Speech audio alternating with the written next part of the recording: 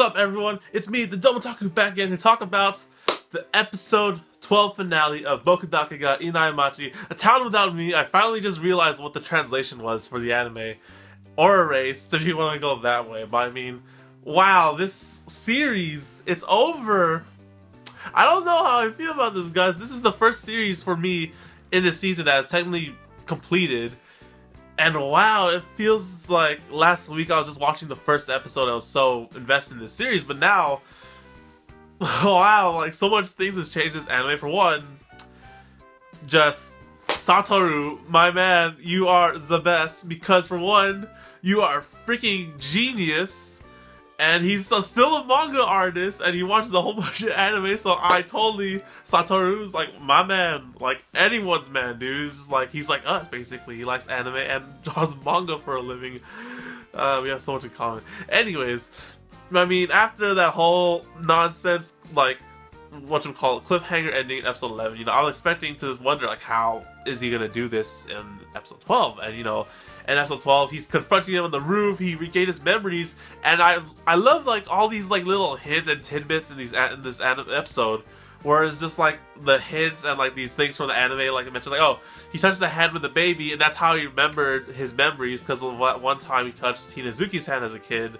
Like, they connected hands because his hand was cold. Like, that was really cool. And it's like, you know, it's like a small detail that I totally, you know, this look, or like, you know, oh yeah, that did happen, but like, it's really cool how that small thing happened led to his memories returning. And then afterwards, you know, he tells Kenya and Hiromi, like, oh, I got my memories back, let's go. The murderer is Yashiro, our teacher. And then, you know, he's like really dedicated, like he's really into this, like he's trying to solve the case. And like now, he's just like really like, okay, I'm gonna do this, you know, we're gonna take this first step, even though like there was a worry for me that, you know, it has been 15 years and I'm wondering, you know, if no one technically got kidnapped or died, so, you know, there's no case to prove.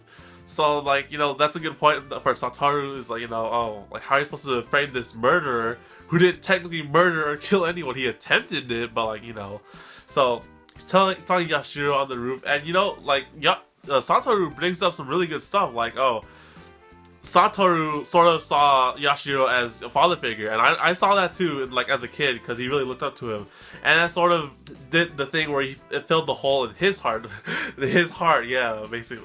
This pure coincidence, guys, alright, pure coincidence. So, yeah, Yashiro filled that empty father figure in Satoru's heart, while Satoru filled that, you know, the part in Yashiro's heart where he could be himself, because on the outside he's the teacher, and then the inside he's like a freaking crazy psychopath murderer.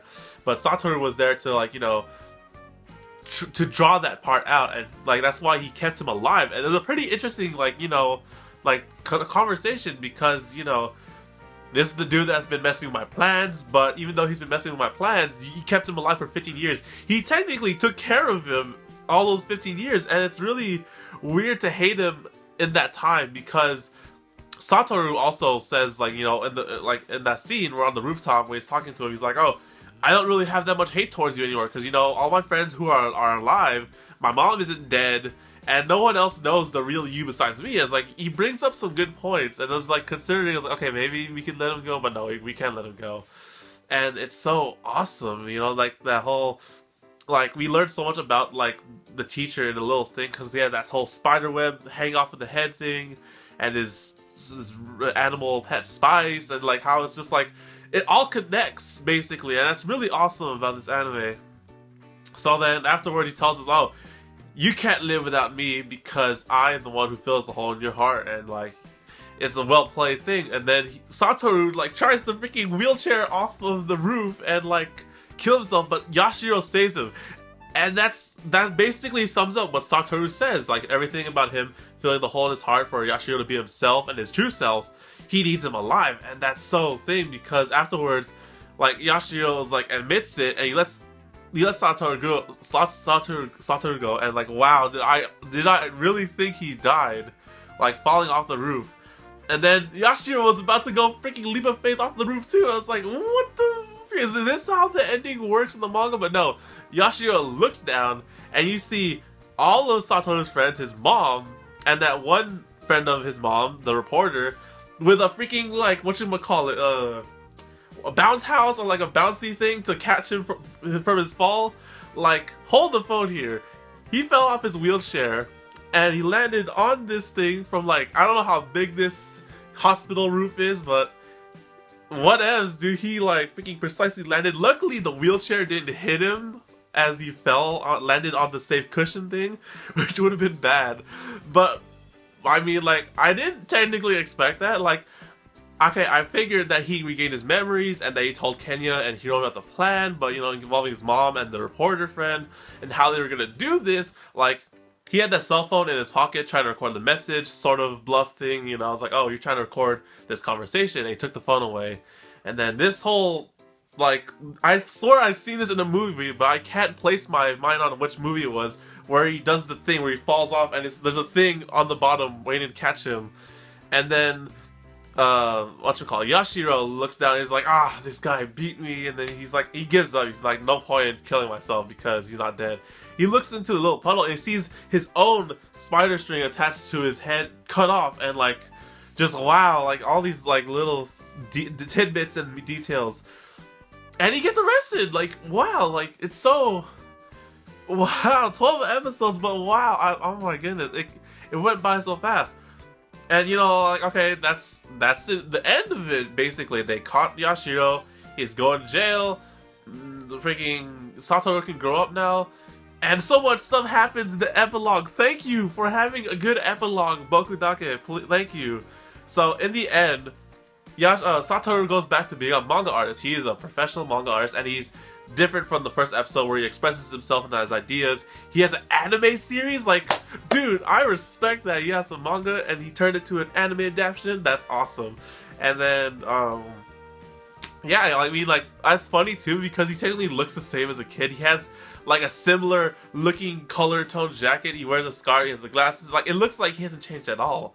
But I mean, like, technically he lost 15 years of his life, but he's like, he's back on it because he technically relived those years during his revival. And then we get to see him like going from his manga office to talk with his friends. We see the whole group of friends grown up, and I can't look at that. I'm so happy because it's like, to me, it's almost like if you watched Rugrats back in the days and you saw all grown up. Like, that's how I feel right now, because you saw like Hinazuki with her baby, you saw Hiromi who doesn't look like a girl anymore, you saw Kenya, and then you see his other two friends. You even see like this dude, and then Aya, and then Misato, the girl like who's always alone. It's like, wow, all these people are still here. You saw Yuki too. You saw him with his wife and child. It's like, what the hell is that? It's so cool. But, you know, we didn't technically see it, like, in that 15-year span that he was in the coma, but we still see them now, and they're like, wow, it's so awesome, and, like, I'm so happy for Satoru. And this is a very happy and satisfying ending. He just went to go with his friends, chill at the bar, have some drinks, and talk lost times or whatever. It's amazing. Oh my goodness. And then after that, like, they have the little ending cutscene. They put, like, the extended ending, which I love the ending, by the way. And, like, he's just going back, walking around, reliving, like, the whole city where he grew up in. And then he's, like, giving his, I'm sure this is his elementary school or 6th grade story that he wrote about being a hero and having friends and buddies. And it was a good speech, like, literally, like, it was a good summary, because, you know, he's talking about, like, how he saw his anime, and then, like, the hero was always alone. It represented himself, and then, you know, how he never gave up, and then these buddies joined him, and then they ended up defeating the enemy. It was a good speech, and I really, like, it was such a walk down memory lane, like, a good summary of everything that happened in that speech. And then, you know, at the end, they go back to their school with Kenya, and it's just like, they go back to the school, of course. And then afterwards, that was it, you know. I thought that was it, and, like, I was sort of disappointed on one small detail, but they brought it back anyways, because this freaking anime is the best. And anyways, that detail is on later on. We see that Satoru is working in his own house with his manga, and he has his own assistants. It's like a Bakuman thing going on. And, like, he's going out for a walk, right? And he's going out for a walk just to get some air. He goes back to some more iconic places in the show, like the river. He sees a plane in the water. He goes back to the place where he talked to Irie before he got arrested by the police. And then there's that little graffiti thing that says Riri, which is the opening for the show. I love that little tidbit. And then, you know, he's just like looking at stuff, like talking about everything, and then he looks at his journal. I think that's when he talks about the elementary school speech. I think I went off. And then he has this photo here of all his friends, and then that was it. He sees the butterfly, and then it's snowing. Now that butterfly, I swear, that butterfly has been in this anime for so long. But you know, if you guys know about the butterfly effect, it's that thing where your choices affect your actions and whatnot. And I've seen that butterfly, like, I'm pretty sure, like, twice in this anime. The 3 times counting this one. So it's the one when he gets arrested and he sees the killer, and then the first time when he sees the killer. I don't remember exactly, but I mean, like, the butterfly is there all the time, and it represents his actions and choices kind of thing, right? And it makes sense because he went to revival and does all these things to change his future. And then now he's just like, oh, I'm gonna go do some research for my backgrounds for manga. And then he like follows the butterfly, and then he just happens to see someone standing over there, which was Irie. Irie was there, and I was just like so happy because that was the one detail like I was really sad about. I was like, okay, you have all these good friends, even Misato and I was like, okay, I can dig that, but you know, you saw Yuki. Where's Irie? Because you know she's in the opening all the time. She was a huge importance in for Satoru back in when he was an adult, and she's not here. And I was just like sort of disappointed and sad. But I mean, it makes sense. You know, he changed the future or the past or the present, so he wouldn't meet her again because he saw that one dude from Pizza Hut who was his boss, but now he's a delivery boy.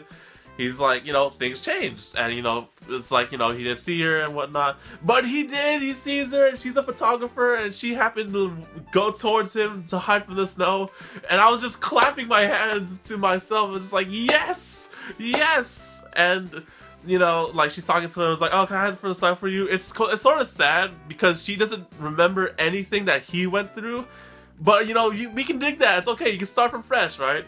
And then you know, Satoru is just like, oh. She's like really happy and smiling. It's like, you know, I never stopped believing. And that's where the episode ends. And that's where the whole series ends. And like, oh my goodness. I love this anime so much. And the ending, this ending was so fantastic. And I'm very satisfied with this thing. Like, me being happy about it right now is gonna make me more sad later when I was like, oh, the series ended. But, you know, that's it for this series. I mean, like, I love everything about the series. It brought the characters were a really huge part of me, like, that really made this anime stand out, in my opinion. Because the story, you know, you have this killer murder thing going on. It's pretty simple, right? Then you have the little twist with the revival, and then him going back as a kid, and then, you know, it played itself out. But then, you know, what stood out to me the most is the characters, because they just thing, because Satoru, really good protagonist. I love Satoru. He's really good. He's a manga artist too, and he watches anime. Hallelujah.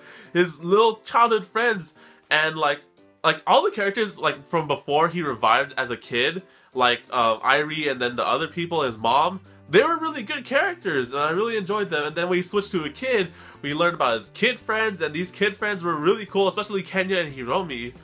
And then, you know, they had their, like, Kaio too, Kaio, like, joined the group, and she was, like, a really cool character to have, and we didn't want her to, like, die anymore. And then, you know, it went and progressed, you know, they had the secret base, friends and whatnot. Then you got Aya and Misato in there, too. Yuki was there, and then afterwards was switched, and then we had back to Irie, and then his mom. Like, and even in this new timeline, we had that one girl, I forget her name.